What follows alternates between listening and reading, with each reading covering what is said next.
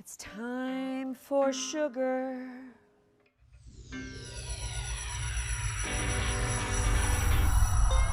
And she's sweet. I see her coming down the street. I know I ask you very confidentially. And she's sweet.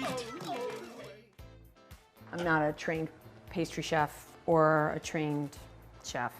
I just have a really good tongue, yeah. I would say that my parents inspired me to cook when I was little. They certainly didn't keep me out of the kitchen. I gotta get sugar. Is this a big enough bag of sugar? It's informative, but it could be boring for me to just stand here and tell you that story. I was dating Ken Nolan, who wrote Black Hawk Down. He lived in Hollywood, leaving his apartment one day, and Max Muchnick, who's the creator of Will and Grace, saw me. I had long, flowing red hair at the time, and he said, "What do you do?" And I said, "I'm a chef." And he said, "I need one of those for my TV show." And the show happened to be Will and Grace.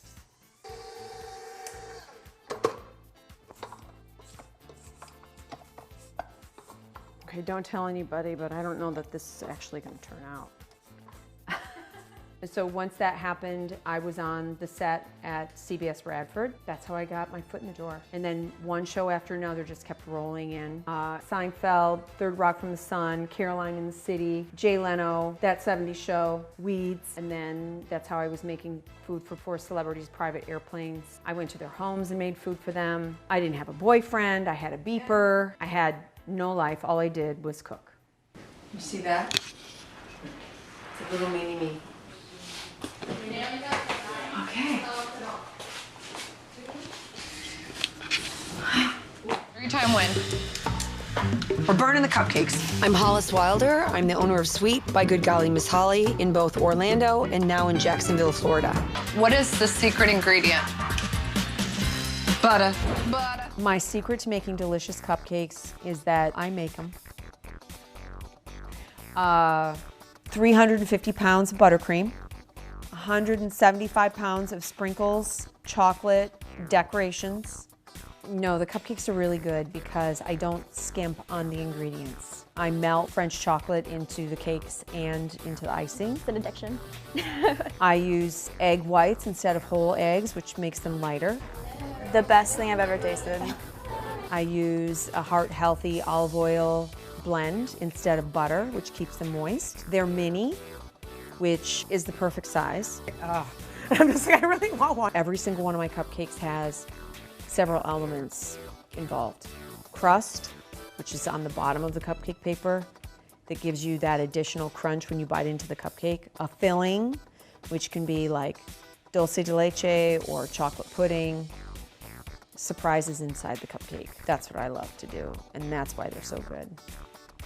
The only way to describe them is they're sweet.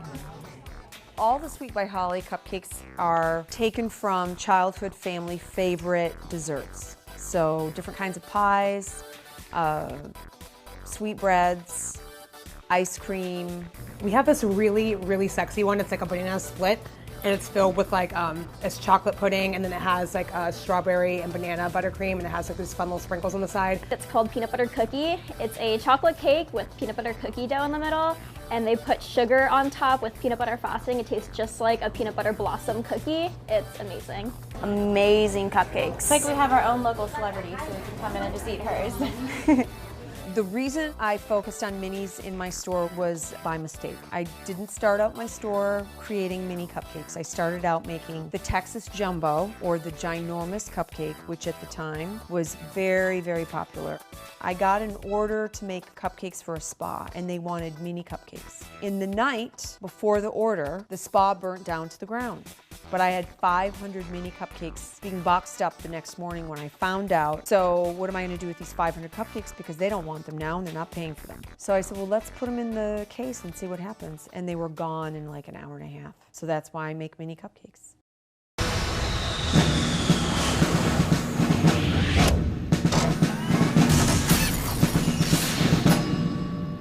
The first time I went on, I didn't know what to expect.